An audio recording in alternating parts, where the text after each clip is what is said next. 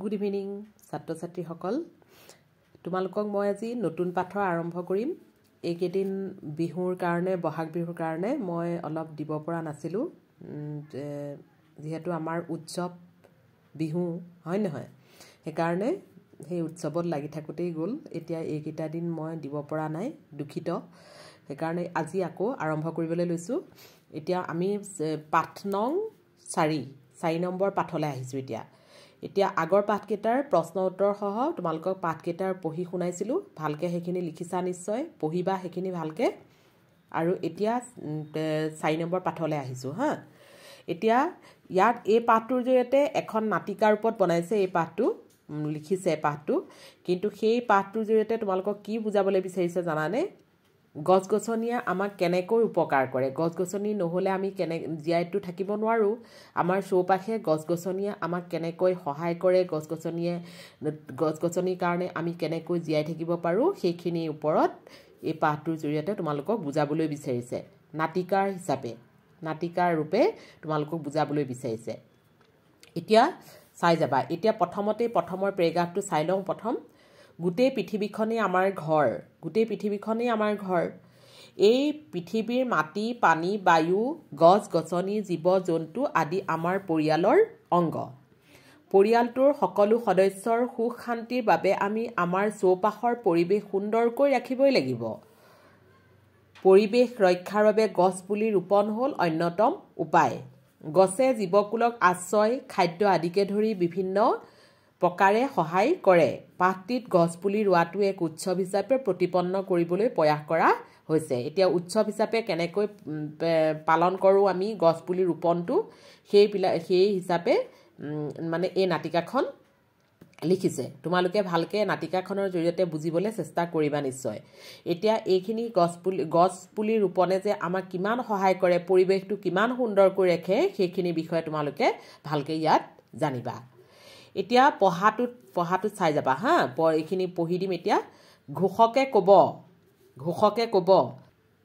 এতিয়া চোৱা ঘোষকে কব বুলি কৈছে ঘোষকে মানে এনেকে যে কয় যে নাটকৰ আৰম্ভণিতে জানো নকয় যে আমি আজি এখন নাটক মঞ্চত উদযাপন কৰিবলৈ ওলাইছো উপস্থাপন কৰিবলৈ ওলাইছো তোমালোকে তাৰমানে গোটেই ৰাইজক শুঁৱৰি পেলাই যে ডাঙৰকে কয় যে মাইকত ঠিক তেনেকে সেই ঘোষকজনে ক'ব বিচাৰিছে মাননীয় ৰাইজ আজিৰ পৰা বন মহোৎসৱ আৰম্ভ হৈছে আমাৰ চুবুৰীয়া মইনাহতে বন মহোৎসৱ কেনেকৈ পালন কৰিবলৈ ওলাইছে এয়া চাওকচোন দেখিছানে এতিয়া ঠিক তেনেকে সেই ঘোষকজনে চিঞৰি কৈছে মাননীয় ৰাইজ গোটেই ৰাইজসকলক কৈছে যে বন মহোৎসৱ আৰম্ভ হৈছে আমাৰ চুবুৰীয়া মইনাহতে কেনেকৈ বন মহোৎসৱ পালন কৰিছে এয়া চাবলৈ কৈছে এয়া চাওকচোন বুলি কৈছে ৰাইজক এতিয়া বন মহোৎসৱ চোৱা প্ৰথম দৃশ্যটো পঢ়ি দিছো প্ৰথম দৃশ্যটো ভালকে গুৰুত্ব দি ভালকে চাই যাবা আৰু নিজেও পঢ়িবলৈ চেষ্টা কৰিবা পঢ়া কোঠাৰ টেবুলত মননে গুণগুণকৈ গান এটা গাই ছবি আঁকি আছে তেনেতে তাৰ লগতে ষষ্ঠ শ্ৰেণীত পঢ়া সুমনা আৰু ঋতুপন সোমাই আহিব পঢ়া টেবুলত মননে গুণগুণকৈ গান এটা গাই ছবি আঁকি আছে ছবি আঁকি থাকোতে তেতিয়া কোন সোমাই আহিব ষষ্ঠ শ্ৰেণীত পঢ়া সুমনা আৰু ঋতুপন সোমাই আহিব হয়নে তাৰপিছত মননে গানটো কি বুলি গায় ৰং আহে পাখি মেলি ওলালে সৌ নতুন বেলি আহা সবে ৰং মেলালৈ যাওঁ সুমনা আৰু ঋতুপন সোমাই আহে এইটোকে গান গাই আছে মানে ৰং আহে পাখি মেলি ওলালে সৌ নতুন বেলি আহা সবে ৰং মেলালৈ যাওঁ সেই গানটো গাই আছে সেই তেতিয়াই সুমনা আৰু ঋতুপন সোমাই আহিলে সুমনাই তেতিয়া কৈছে বাহ মনন ছবিও আঁকিছা গানো গাইছা একদম বেলেগ আৰু দেই মননে তেতিয়া কৈছে বহা সুমনা ঋতুপন বহা সুমনাহঁত চকীত বহিব তেতিয়া ঋতুপনে ক'ব কি আঁকিছা মনন ছবিখনলৈ ডিঙি মেলি চাই পেলাই কয় এজোপা গছ দুফালে দুটা ডাল ফেৰেঙনিৰ ওপৰৰ অংশত দেখোন এখন মানুহৰ মুখ চকু নাক ওঠ ওপৰত জোপোহা হৈ থকা পাতখিনি চুলিৰ নিচিনা লাগিছে সেই ঋতুপনে তেতিয়া ডিঙি মেলি চাই পেলাই কৈ আছে তেতিয়া সুমনাই কৈছে ছবিখনলৈ চাই থাকি ইয়ে ভাই ডাল দুটাও দুখন হাত থকা যেন লাগিছে এটা ডালত ফল ইটো ডালত ফুল তেতিয়া মননে কৈছে আজিৰ পৰা বন মহোৎসৱ সপ্তাহ আৰম্ভ হ'লেই নহয় এই ছবিখন মই প্ৰদৰ্শনীত দিম বন মহোৎসৱ তাৰমানে সপ্তাহজোৰাকৈ পাতে বন মহোৎসৱ গম পাইছানে সেইটো সপ্তাহটো আৰম্ভ হ'ল বুলি কৈছে সেইখিনি কি ক'ত দিম বুলি কৈছে প্ৰদৰ্শনীত দিব ভাবি চোৱাচোন চাবলৈ গ'লে গছবিলাক আমাৰ মৰমীয়াল আপোন মানুহৰ নিচিনা নহয়নে বাৰু ফুল দিয়ে ফল দিয়ে শীতল ছাঁ দিয়ে মই ছবিখনত সেই ভাৱটোকে ফুটাই তুলিব খুজিছোঁ ওপৰত গছজোপাৰ ফালে উৰি অহা এজাক চৰাই দিম তলৰ ছাঁত এজন মানুহ বহি থাকিব দেখিছানে তাৰপিছত তেতিয়া ঋতুপনে কি কৈছে ছবিখন বেলেগ ভাল লাগিছে দেই তেতিয়া সুমনাই কৈছে আমাৰ আকাশীয়ে কি সাজিছে জানা সৰু গছৰ মুহা এটাত লাগি থকা গা গছ দুখৰত ৰং দিছে চকু মুখ আঁকি মানুহৰ নিচিনা কৰিছে ওপৰৰ কটা অংশটো ৰঙা যেন সেইবোৰ তেজহে এইটো কথা দেখুৱাইছে দেখিছানে চকুৰ তলত গছজোপা কাটোতে বৈ আহি গোট মৰা আঠাৰ টোপালবিলাকতো ৰংচোৱা ৰং দিছে এনেকুৱা এইবিলাক যেতিয়া বৈ আহিছে সেইবিলাকতো ৰংচোৱা ৰং দিছে বুলি কৈছে মননে কৈছে আকাশীয়ে মোক কৈছিল কাটি পেলোৱা গছজোপাৰ যেন সেয়া বুকু ফাটি তেজহে বৈ আহিছে তেতিয়া ঋতুপনে কৈছে সঁচাকৈয়ে গছৰ জীৱ আছে যেন লাগি যায় নহয়নে নহয় আমাৰ দেশৰ বিজ্ঞানী এজনে কৈছিল যে গছৰ প্ৰাণ আছেনে নাই বাৰু তোমালোকে জানানে ক'বাচোন মোক তেতিয়া তাৰপিছত সুমনাই কৈছে ছাৰ জগদীশ চন্দ্ৰ বসুৱে কৈছিল মননে তেতিয়া কৈছে শনিবাৰে জিলা পুথিভঁৰালত বন মহোৎসৱ সপ্তাহৰ সামৰণি সভা হ'ব আমাক স্কুলৰ বৰ্ণালী বাইদেৱে তালৈ লৈ যাব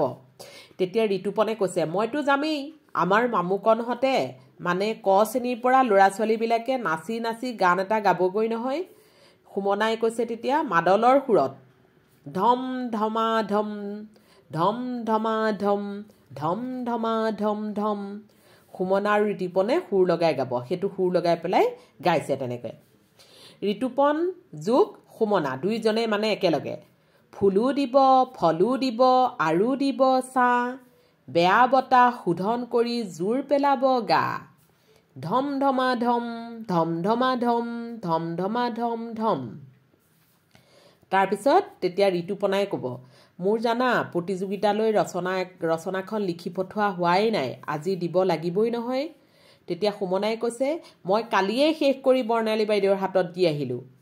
মননে কৈছে ঋতুপন তুমি আগবেলাতে ৰচনাখন শেষ কৰি বাইদেউৰ হাতত দি আহা তাৰ পাছত আমি আমাৰ চুবুৰীটোতো বন মহোৎসৱ পাতোঁ আজি আবেলিৰ পৰত গৈ আমাৰ খেলপথাৰখনৰ চাৰিও দাঁতিতে গছ পুলি কিছুমান ৰুই দিওঁগৈ তেতিয়া ঋতুপনে কৈছে বৰ ভাল কথা হ'ব আমি গছ তলে বিচাৰিলে বহুতো গছ পুলি পাম আমলখি শিলিখা তেতেলী বগৰী কাঞ্চন ফুলৰ পুলি হয়নে তেতিয়া সুমনাই তেতিয়া কৈছে কিন্তু পুলিবোৰ যে গছ গৰু ছাগলীয়ে খাই পেলাব ঋতুপনে কৈছে ক্লাবৰ নবীনদা দীপদা বাবুল দাদাহঁতে জেওৰা দি বেৰি দিব তেওঁলোকক আমি গৈ ক'লেই হ'ল মননে তেতিয়া কৈছে ঠিক আছে আমি 3 মান বজাত গৈ সেন্দুৰী আমজোপাৰ তলতে গোট খাম মানুকণ ৰিমজিম আকাশী সিহঁতকো ক'বা মগ বাল্টি লৈ আহিব ৰোৱা পুলিবিলাকত পানী দিব লাগিব তেতিয়া সুমনাই কৈছে চবকে হাতে হাতে কোৰ খন্তি হাতুৰা লৈ আহিবলৈ ক'ম নহয় জানো মননে তেতিয়া কৈছে ক'বা চোৱা ঋতুপন তোমালোকৰ ঘৰত যে শুকান গোবৰ গুৰি কৰি থোৱা আছে তাৰে এমোনা লৈ আহিবা ঋতুপন আমি এতিয়া তেনে যাওঁহে সুমনাই কৈছে সেন্দুৰী আমৰ তলত লগ পাম দুয়ো যায়গৈ এতিয়া আহিছে দ্বিতীয় দৃশ্য সিহঁত যোৱাৰ পিছত তাৰপিছত আহিছে দ্বিতীয় দৃশ্যটো চোৱা হাতত বাস্কেট বেগ এটাত গছপুলি লৈ ছায়েৰা লগত মনাইশ্ৰী আৰু বুধুৱা মঞ্চলৈ সোমাই আহে ঠাইখন মননহঁতৰ পদূলি ছায়েৰাই কৈছে মনন ওলাইছা নেকি হাতত খন্তি এখন লৈ মনন ওলাই আহিছে মননে কৈছে ছায়েৰা তোমালোকক কোনে খবৰ দিলে বুধুৱাই কৈছে চোৱাচোন মনন মালতী পেহীয়ে এয়া বিলাতী মধুৰী পুলি কেইটামান দি পঠাইছে মনাইছি ৰঘু খুৰাই সাৰ আৰু দৰৱ দি ধুনীয়াকৈ পুলিবোৰ বান্ধি বান্ধি দিছে গাঁত খানি ৰুলেই হ'ব মননে কৈছে সৌৱা সুমনা ঋতুপন ৰূপক আকাশী আকাশ ভাইটি মানুকন গোটেই মখা আহিছে হাতে হাতে গছৰ পুলি লৈ হাঁহি মাতি কথা পাতি ল'ৰা ছোৱালী মখাৰ প্ৰৱেশ গোটেইখিনি মানে প্ৰৱেশ কৰিছে মঞ্চত ঋতুপন তোমালোকক কেতিয়াবাৰে পৰা ৰৈ আছা নেকি আমি আহি থাকোঁতে বাটতে মানিক বৰদেউতাৰ ঠেলা গাড়ীখনৰ সৈতে ৰামদয়াল ককাক পালোঁ তাতে কোৰ কটাৰী গোবৰৰ মোনা মগ বাল্টি গোটেইবিলাক তুলি দিলোঁ ককাই একদম খেলপথাৰত থৈ আহিবগৈ মানিক বৰদেউতাই কথাটো শুনি খুব ভাল পাইছে তেতিয়া ৰূপকে কৈছে বৰদেউতাই আমাক গৈ সহায়ো কৰি দিব বোলে তেতিয়া সুমনাই কৈছে কাম হৈ যোৱাৰ পাছত পৱন খুৰাই আমাক বুট নাৰিকল খুৱাব জগত খুৰাৰ খুৰীয়া আকৌ পকাকল এথোকা পঠাই দিব মানুকনে তেতিয়া কৈছে বা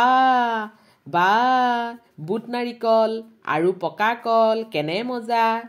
বেঙেনা ভজা